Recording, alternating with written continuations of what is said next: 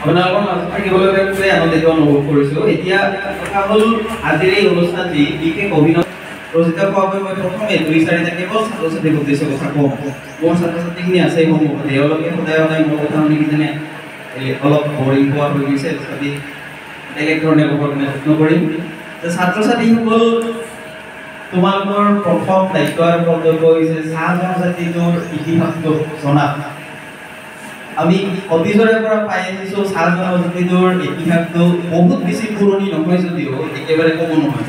প্ৰায় 1860 চনৰ পিছৰ পৰাই অসমত ইংৰাজে অতি অত্যাচাৰ আৰু অমানসিকতাৰে তোমালোকৰ পূৰ্বপুৰুষক আমাৰ অসমলৈ কেৱল কাম কৰাৰ কাৰণে আনিছিল।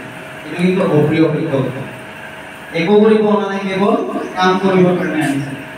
আৰু কাম কৰি বা ইংৰাজে চাহ জনজাতিটোক কামত খটুৱাইছিল যে টকা পইচা বা অৰ্থৰ কোনো কথা নাই, কেৱল কি কৰিব লাগে, কাম কৰাব লাগে, সন্ধিয়া হ'লে কানি ভৰ্তি দিব লাগে, নিচাত মগ্ন কৰাই ৰাখিব লাগে, যাতে এদিনো প্ৰতিবাদ কৰিব নোৱাৰে। আৰু এই কথাবোৰ স্পষ্ট হৈ পৰিছে ৰীতা চৌধুৰী বাইদেউৰ মাকাম উপন্যাসখনত, ৰাজনা বৰুৱাচাৰৰ সেউজী পাতৰ কাহিনী, একেবাৰে শেহতীয়াকৈ অৰূপা পতংগীয়া কলিতাৰ জজনাৰ চিতা নামৰ এখন উপন্যাস, এনেকুৱা ধৰণৰ বিভিন্ন উপন্যাসৰ উপৰি বিভিন্ন প্ৰবন্ধ পাতি এই কথাবিলাকে স্পষ্ট হৈ পৰিছে। কিন্তু এই এটা একেবাৰে অন্ধকাৰ অতীতৰ মাজেৰে আহি কিন্তু আজিৰ যিটো সময়, আজিৰ সময়ত আমি চাহ জনগোষ্ঠীটোক কেতিয়াও এই অন্ধকাৰৰ পৰা অহা বুলি ধৰিবও নোৱাৰোঁ, ক'বও নোৱাৰোঁ।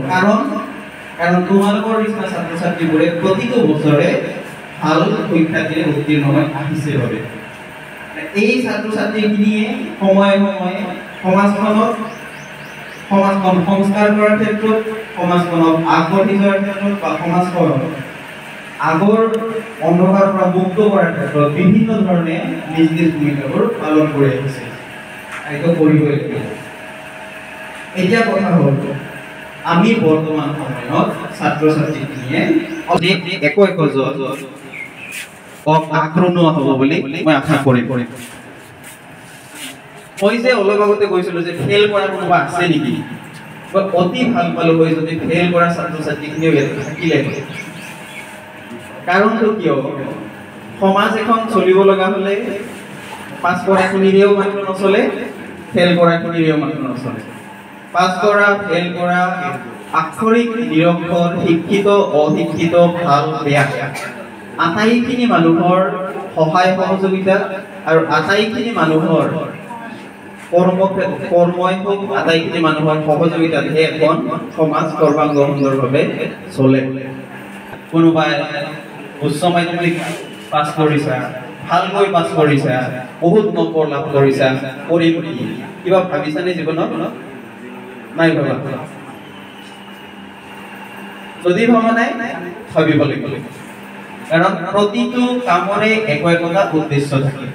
ৰাতিপুৱা আমাৰ দেউতাই যেতিয়া হাজিৰা কৰিবলৈ ওলাই যায়, এটাই উদ্দেশ্য, ঘৰত 4টা বা 5টা পৰিয়াল আছে, সন্ধিয়া হ'লে প্ৰত্যেককে খানা পিনা কাপোৰ কানি অমুক তমুক যোগাৰ দিব লাগিব। উদ্দেশ্য আছেনে? গতিকে আমি পঢ়াটোৰো উদ্দেশ্য থাকিব লাগিব। যদি উদ্দেশ্য নাথাকে তেতিয়াহ'লে একেবাৰে চিধা চিধি কওঁ, পঢ়ি লাভ নাই, মা দেউতাৰ খৰচ পকেটৰ পইচা খৰচ কৰি কলেজত গৈ লাগিব। পঢ়াটোক আমি কি কৰিব লাগিব, এটা লক্ষ্য বান্ধি লৈ সেই আগবাঢ়িব লাগিব।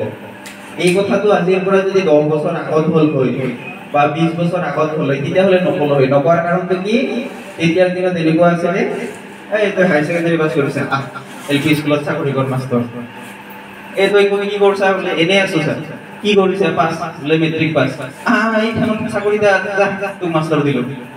এনেকুৱা আনকি এনেকুৱাও কাহিনী শুনিছোঁ এজন ককাৰ মুখৰ পৰা, তেওঁৰ যেতিয়া পেঞ্চনৰ কাম কৰিবলৈ যায় তেতিয়া তেওঁক এপইণ্টমেণ্ট লেটাৰ বিচাৰিছিল, এপইণ্টমেণ্ট লেটাৰে নাই। তেতিয়াৰ দিনত তেওঁ বোলে ছাগলী বিক্ৰী কৰিব গৈছিল। ছাগলী বিক্ৰী কৰি ঘূৰি আহোঁতে বাছত লগ পালে এজন স্কুল ইনস্পেক্টৰ, যিয়ে চাকৰি বাকৰি দিয়ে, তেওঁক লগ পালে। লগ পাই মেলি ধুনীয়াকৈ সুধিলে, বোলে কি কৰি আছা ন, তই অমুকৰ পুতেক হয় নাই? বোলে হয় ছাৰ। কি কৰি আছা? বোলে ক্লাছ 9লৈকে কোনোমতে গ'লোঁ, পাছ কৰিব নোৱাৰিলোঁ, আছোঁ এতিয়া এনেই। বোলে ক'ত গৈছিলি? এই বজাৰত ছাগলী বিক্ৰী কৰিব গৈছিলোঁ।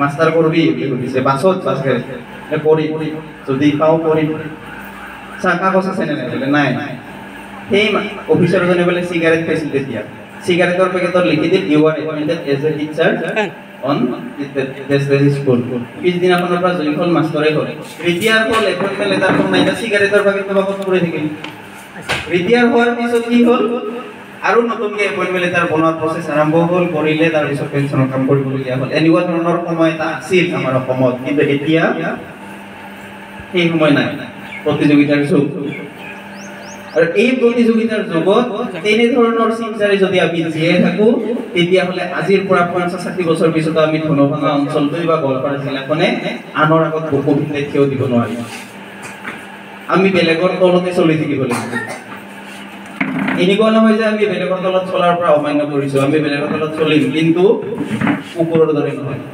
বেলেগৰ তলত চলাৰো এটা সীমা আছে আমি উচিত শিক্ষাৰে শিক্ষিত হৈ নিজৰ জ্ঞান বুদ্ধি বিচাৰ বিবেচনা তাত খটুৱাই এগৰাকী ভাল কৰ্মচাৰী হিচাপে কাম কৰি ওলাই অহা নিচিনাকে চলিব পৰাকে আমি জ্ঞান অৰ্জন কৰিব লাগিব